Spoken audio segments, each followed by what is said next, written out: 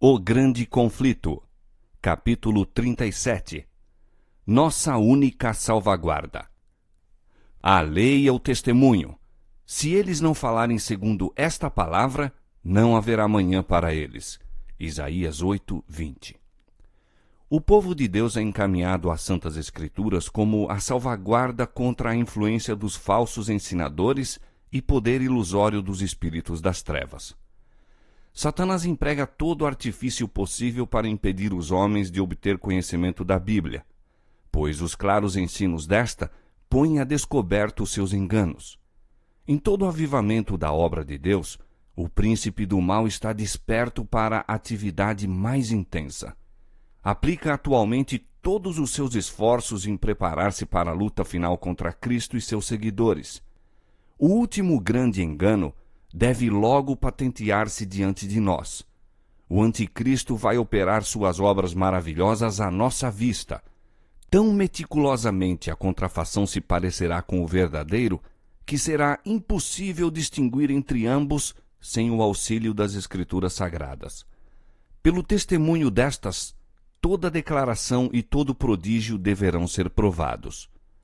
Os que se esforçam por obedecer a todos os mandamentos de Deus defrontarão oposição e escárnio.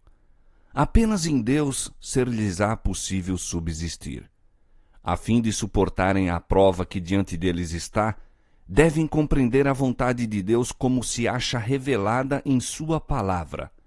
Poderão honrá-lo unicamente tendo uma concepção correta de seu caráter, governo e propósitos e agindo de acordo com estes. Pessoa alguma, a não ser os que fortaleceram o espírito com as verdades da Escritura, poderá resistir no último grande conflito. A toda alma virá a inquiridora prova. Obedecerei a Deus de preferência aos homens? A hora decisiva está mesmo agora às portas. Estão nossos pés firmados na rocha da imutável palavra divina? Estamos preparados para permanecer firmes em defesa dos mandamentos de Deus e da fé de Jesus?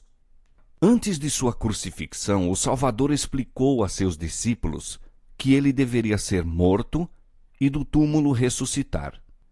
Anjos estavam presentes para gravar-lhes suas palavras na mente e no coração, mas os discípulos aguardavam livramento temporal do jugo romano e não podiam tolerar a ideia de que aquele em quem se centralizavam todas as suas esperanças devesse sofrer uma morte ignominiosa. As palavras de que necessitavam lembrar-se fugiram-lhes do espírito, e ao chegar o tempo da prova, esta os encontrou desprevenidos. A morte de Cristo destruiu-lhes tão completamente as esperanças como se ele não os houvesse advertido previamente. Assim, nas profecias, o futuro se patenteia diante de nós tão claramente como se revelou aos discípulos pelas palavras de Cristo. Os acontecimentos ligados ao final do tempo da graça e obra de preparo para o período de angústia acham-se claramente apresentados. Multidões, porém, não possuem maior compreensão destas importantes verdades do que teriam se nunca houvessem sido reveladas. Satanás vigia para impedir toda impressão que os faria sábios para a salvação, e o tempo de angústia os encontrará sem o devido preparo. Quando Deus envia aos homens advertências tão importantes que são representadas como proclamadas por santos anjos a voar pelo meio do céu, ele requer que toda pessoa dotada de faculdade de raciocínio atenda à mensagem. Os terríveis juízos pronunciados contra o culto à besta e sua imagem, Apocalipse 14, 9 a 11, deveriam levar todos a diligente estudo das profecias para aprenderem o que é o sinal da besta e como devem evitar recebê-lo.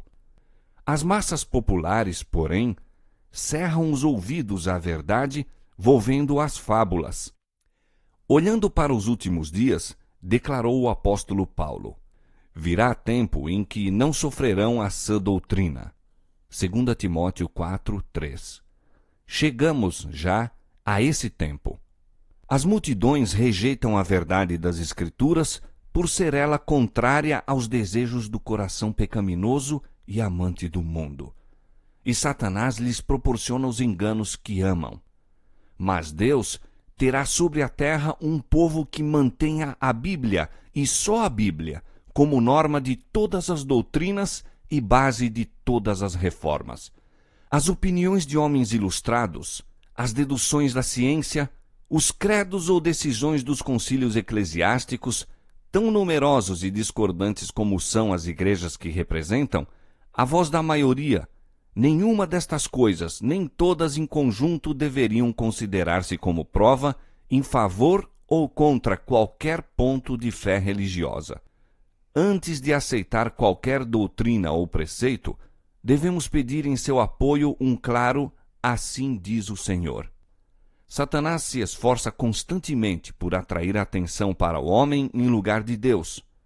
Induz o povo a olhar para os bispos, pastores, professores de teologia como seus guias, em vez de examinarem as Escrituras a fim de, por si mesmos, aprenderem seu dever. Então, dominando o espírito desses dirigentes, pode influenciar as multidões a seu bel prazer. Quando Cristo veio para falar as palavras de vida, o povo comum o ouvia alegremente, e muitos, mesmo dos sacerdotes e príncipes, creram nele. Mas os principais do sacerdócio e os primeiros homens da nação estavam decididos a condenar e repudiar-lhe os ensinos. Fossem embora frustrados todos os seus esforços para encontrar acusações contra ele, e sem mesmo poder fugir à influência do poder e sabedoria divinos que acompanhavam suas palavras, encerraram-se todavia no preconceito. Rejeitaram a mais clara evidência de seu caráter messiânico, receosos de que fossem constrangidos a se tornarem seus discípulos.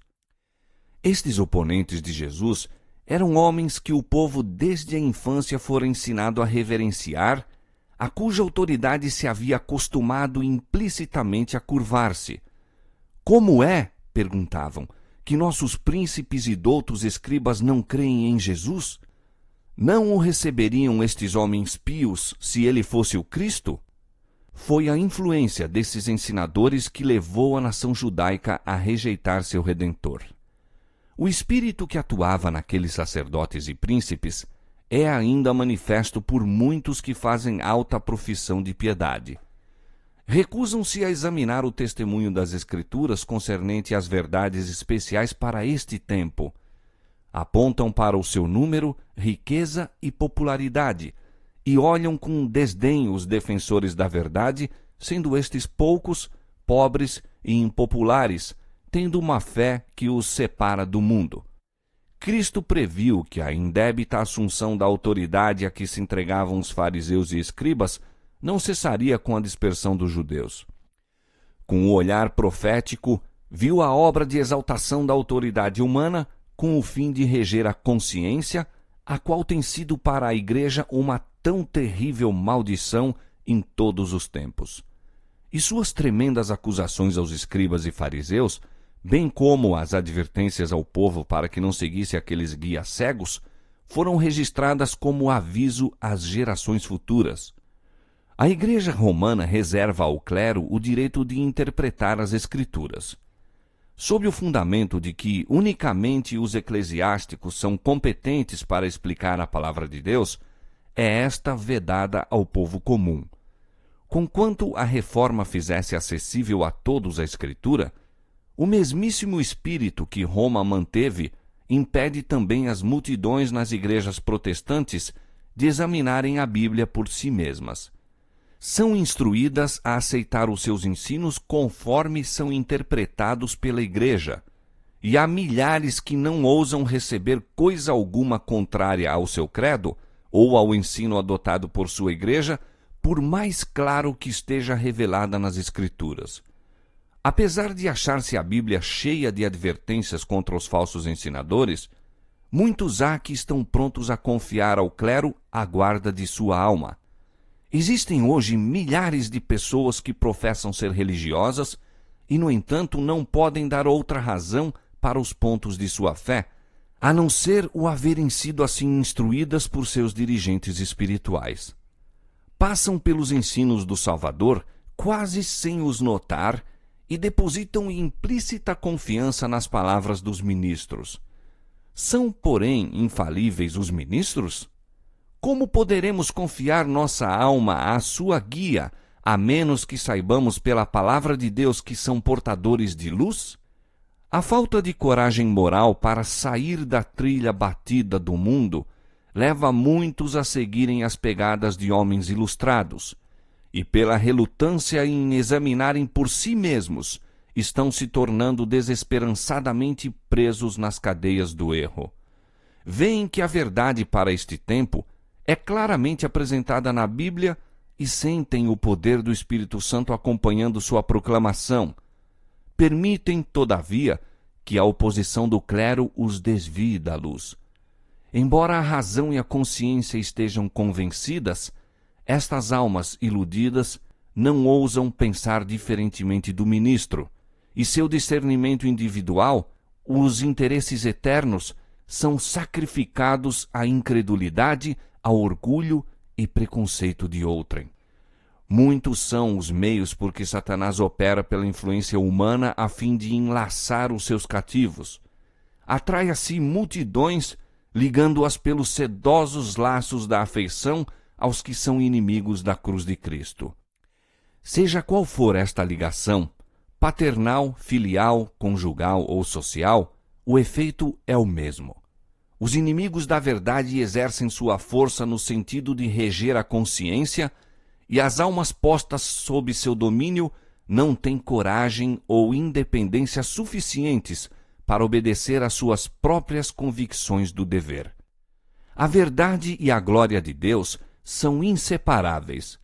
É-nos impossível, com a Bíblia ao nosso alcance, honrar a Deus com opiniões errôneas. Muitos alegam que não importa o que alguém creia se tão somente sua vida for correta. Mas a vida é moldada pela fé. Se a luz e a verdade estão ao nosso alcance e negligenciamos aproveitar o privilégio de ouvir e vê-las, virtualmente as rejeitamos. Estamos a escolher as trevas em vez da luz. Há caminho que parece direito ao homem, mas o seu fim são os caminhos da morte. Provérbios 16:25. A ignorância não é desculpa para o erro ou o pecado quando há toda a oportunidade de conhecer a vontade de Deus. Um homem está a viajar e chega a um lugar em que há várias estradas e uma tabuleta indicando aonde cada uma delas leva. Se desatende à indicação da tabuleta, tomando qualquer caminho que lhe pareça direito, poderá ser muito sincero, mas encontrar-se-á com toda a probabilidade no caminho errado. Deus nos deu sua palavra para que pudéssemos familiarizar-nos com os seus ensinos e saber por nós mesmos o que ele de nós requer. Quando o doutor veio a Jesus com a pergunta: "Que farei para herdar a vida eterna?", o Salvador lhe fez referência às Escrituras, dizendo: "Que está escrito na lei? Como lês?" A ignorância não desculpará jovens ou velhos, nem os livrará do castigo devido pela transgressão da lei de Deus, pois tem ao alcance uma exposição fiel daquela lei, de seus princípios e requisitos. Não basta termos boas intenções. Não basta fazermos o que se julga direito ou o que o ministro diz ser correto. A salvação de nossa alma está em jogo e devemos examinar as Escrituras por nós mesmos. Por mais fortes que possam ser nossas convicções, por maior confiança que tenhamos de que o ministro sabe o que é a verdade, não seja este o nosso fundamento. Temos um mapa dando todas as indicações do caminho na jornada em direção ao céu, e não devemos estar a conjeturar a respeito de coisa alguma. O primeiro e mais elevado dever de todo ser racional é aprender das Escrituras o que é a verdade e então andar na luz, animando outros a lhe seguirem o exemplo. Devemos dia após dia estudar a Bíblia diligentemente, ponderando todo o pensamento e comparando passagem com passagem. Com o auxílio divino, devemos formar nossas opiniões por nós mesmos, visto termos de responder por nós mesmos perante Deus. As verdades mais claramente reveladas na Escritura Sagrada têm sido envoltas em dúvida e trevas pelos homens doutos que, com pretensões de grande sabedoria, ensinam que as Escrituras têm um sentido místico, secreto, espiritual, que não transparecem na linguagem empregada. Estes homens são falsos ensinadores. Foi a essa classe que Jesus declarou: errais vós em razão de não saberdes as Escrituras nem o poder de Deus. Marcos 12, 24. A linguagem da Bíblia deve ser explicada de acordo com o seu óbvio sentido, a menos que seja empregado um símbolo ou figura. Cristo fez a promessa: se alguém quiser fazer a vontade dele, pela mesma doutrina conhecerá se ela é de Deus. João 7,17. Se os homens tão somente tomassem a Bíblia como é, e não houvesse falsos ensinadores para transviar e confundir-lhes o espírito, realizar-se-ia uma obra que alegraria os anjos e que traria para o redil de Cristo milhares de milhares que ora se acham a vaguear no erro. Cumpre-nos exercer todas as faculdades do espírito no estudo das Escrituras e aplicar o intelecto em compreender as profundas coisas de Deus, tanto quanto possamos fazer os mortais. Não devemos, contudo, nos esquecer de que a docilidade e submissão da criança é o verdadeiro espírito do aprendiz. As dificuldades encontradas nas Escrituras jamais podem ser dominadas pelos mesmos métodos que se empregam em se tratando de problemas filosóficos.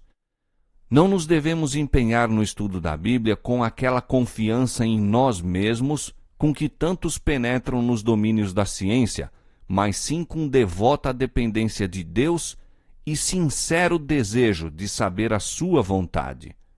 Cheguemo-nos com um espírito humilde e dócil para obter conhecimento do grande Eu Sou.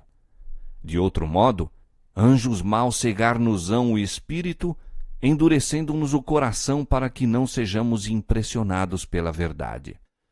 Muitas porções das Escrituras que homens doutos declaram ser mistério, ou que não consideram como tendo importância, estão repletas de conforto e instrução para aquele que aprender na escola de Cristo. Um dos motivos por que muitos teólogos não têm compreensão mais clara da palavra de Deus é o cerrarem os olhos às verdades que não desejam praticar. O compreender a verdade bíblica não depende tanto do vigor do intelecto posto à pesquisa, como da singeleza de propósito, do fervoroso anelo pela justiça. Nunca se deve estudar a Bíblia sem oração. Somente o Espírito Santo nos pode fazer compreender a importância das coisas fáceis de se perceberem ou impedir-nos de torcer verdades difíceis de serem entendidas. É o mistério dos anjos celestiais preparar o coração para de tal maneira compreender a palavra de Deus que fiquemos encantados com sua beleza, admoestados com suas advertências ou animados e fortalecidos por suas promessas. Façamos nossa a petição do salmista: desvenda os meus olhos para que veja as maravilhas da tua lei. Salmo 119, verso 18. As tentações muitas vezes parecem irresistíveis, porque, pela negligência da oração e estudo da Bíblia, o que é tentado não pode facilmente lembrar-se das promessas de Deus e enfrentar Satanás com as armas das Escrituras. Anjos, porém, acham-se em redor dos que estão desejosos de serem ensinados nas coisas divinas, e no tempo de grande necessidade lhes trarão à lembrança as mesmas verdades de que necessitam. Assim, vindo o inimigo como uma corrente de águas, o Espírito do Senhor arvorará contra ele a sua bandeira. Isaías 59, 19.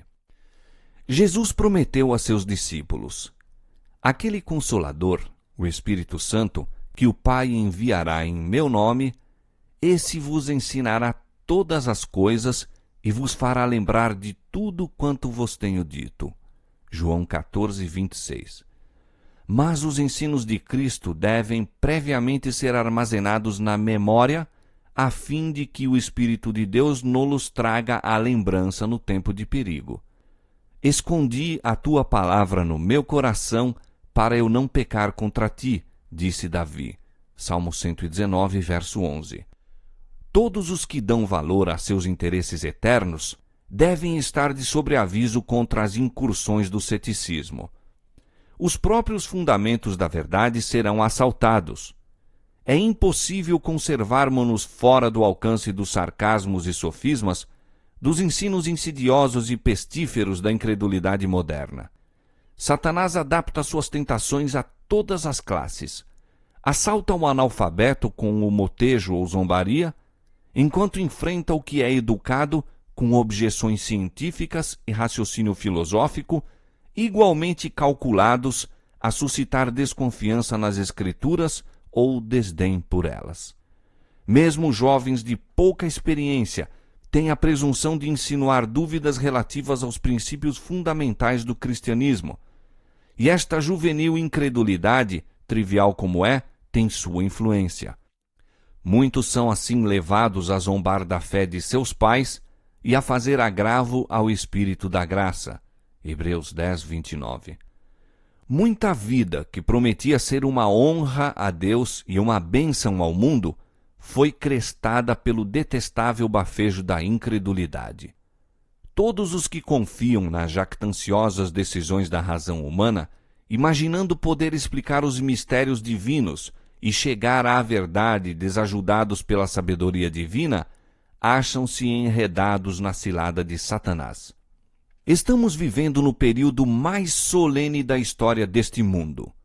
O destino das imensas multidões da Terra está prestes a decidir-se. Nosso próprio bem-estar futuro e também a salvação de outras almas dependem do caminho que ora seguimos. Necessitamos ser guiados pelo Espírito da Verdade. Todo seguidor de Cristo deve fervorosamente indagar: Senhor, que queres que eu faça? Necessitamos humilhar-nos perante o Senhor com jejum e oração e meditar muito em sua palavra, especialmente nas cenas do juízo. Cumpre-nos buscar agora uma experiência profunda e viva nas coisas de Deus. Não temos um momento a perder. Acontecimentos de importância vital estão a ocorrer em redor de nós. Estamos no terreno encantado de Satanás. Não durmais, sentinelas de Deus. O adversário está perto, de emboscada, pronto para, a qualquer momento, caso vos torneis negligentes e sonolentos, saltar sobre vós e fazer-vos presa sua. Muitos estão enganados quanto à sua verdadeira condição perante Deus. Congratulam-se pelos maus atos que não cometem e esquecem de enumerar as boas e nobres ações que Deus exige deles, mas negligenciaram cumprir. Não basta que sejam árvores no jardim de Deus. Devem corresponder à sua expectativa, produzindo frutos. Ele os responsabiliza pela sua falta em cumprir todo o bem que poderiam fazer, mediante sua graça que os fortalece. Nos livros do céu, acham-se eles registrados como estando a ocupar debalde o terreno. Contudo, mesmo o caso desta classe não é inteiramente desesperador. Em prol daqueles que têm tomado em pouca consideração a misericórdia de Deus, desprezando sua graça, o coração do longânimo amor ainda pleiteia, pelo que diz: Desperta, tu que dormes, e levanta-te dentre os mortos, e Cristo te esclarecerá. Portanto, vede prudentemente como andais, remindo o tempo, porquanto os dias são maus. Efésios 5, 14 a 16. Quando o tempo de prova vier, revelar-se-ão os que fizeram da palavra de Deus sua regra de vida. No verão, nenhuma diferença se nota entre os ciprestes e as outras árvores, mas, ao soprarem as rajadas hibernais, aqueles permanecem inalteráveis enquanto estas perdem a folhagem. Assim, aquele que com coração falso professa a religião pode agora não se diferenciar do cristão verdadeiro. Está, porém, justamente diante de nós o tempo em que a diferença aparecerá. Levante-se a oposição, de novo exerçam domínio o fanatismo e a intolerância, acenda-se a perseguição, e os insinceros e hipócritas vacilarão, renunciando à fé. Mas o verdadeiro crente permanecerá firme como uma rocha, tornando-se mais forte a sua fé, sua esperança mais viva do que nos dias da prosperidade. Diz o salmista: medito nos teus testemunhos. Pelos teus mandamentos alcancei entendimento, pelo que aborreço todo o falso caminho. Salmo 119, versos 99 e 104. Bem-aventurado é o homem que acha sabedoria. Será como a árvore plantada junto às águas, que estende suas raízes para o ribeiro e não receia quando vem o calor, mas a sua folha fica verde. E no ano de sequidão não se afadiga, nem deixa de dar fruto. Provérbios capítulo 3, verso 13 e Jeremias capítulo 17, verso 8.